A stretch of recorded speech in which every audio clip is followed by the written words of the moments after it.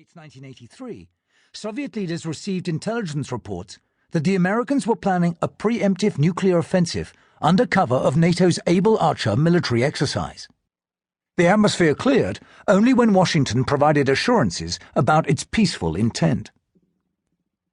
What held the two sides back from a hot war, not just in the early 1980s but throughout the Cold War, was the certain knowledge that the enemy had the weapons to mount a devastating counter-offensive. Only a fool in the Kremlin or the White House could expect to emerge unscathed from any conflict involving nuclear ballistic missiles. Yet no serious attempt was made to end the Cold War. At best, the leaders strove to lessen the dangers. Their policies were conditioned by influential lobbies that promoted the interests of national defense. For decades, the Soviet military-industrial complex had imposed its priorities on state economic policy, and the Western economic recession that arose from the rise in the price of oil in 1973 encouraged American administrations to issue contracts for improved military technology to stimulate recovery. The Cold War therefore seemed a permanent feature of global politics, and pacifists and anti-nuclear campaigners seemed entirely lacking in realism. Things changed sharply in March 1985, when Mikhail Gorbachev became Soviet General Secretary and formed a partnership for peace with Ronald Reagan. Not long before becoming president in January 1981, Reagan was shocked to hear that America had no defense against a nuclear attack. Wanting an end to the arms race, he called for a reduction in the stocks of atomic weapons held by both superpowers. Gorbachev echoed his appeals to eliminate all nuclear weaponry, and the Chernobyl power station disaster of April 1986 heightened his awareness of the dangers of even civilian nuclear energy. A serious meeting of minds occurred as General Secretary and President directed their administrations towards cooperation in reducing the number of nuclear missiles held on land, at sea, and in the air.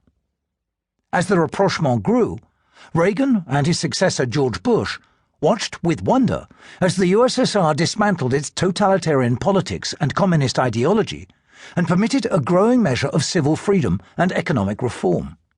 As a result, in 1987 to 1990 alone, against every expectation, the superpowers signed agreements on intermediate-range and strategic nuclear weapons, on Afghanistan, on conventional forces, and on German reunification.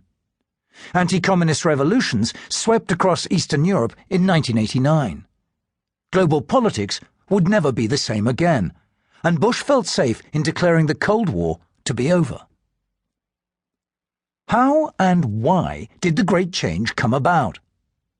The relationship between Moscow and Washington was acutely hazardous at the start of the 1980s, and yet by the end of the decade, the USSR and America had achieved an historic reconciliation. That this happened so peacefully was a colossal achievement. The Cold War could easily have ended in catastrophe.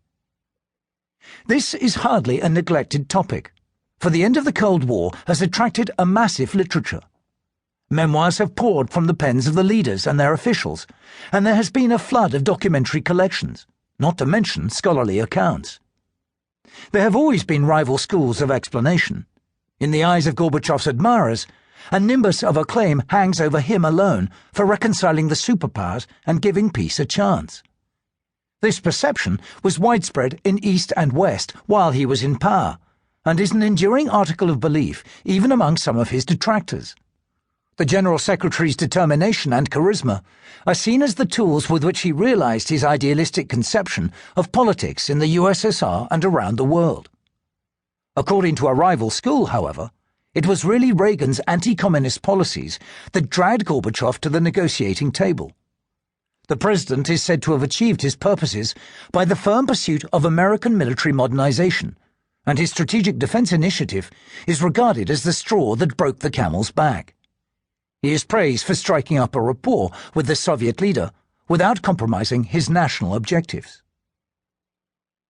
Gorbachev and Reagan were truly exceptional politicians working in cooperation in extraordinary times.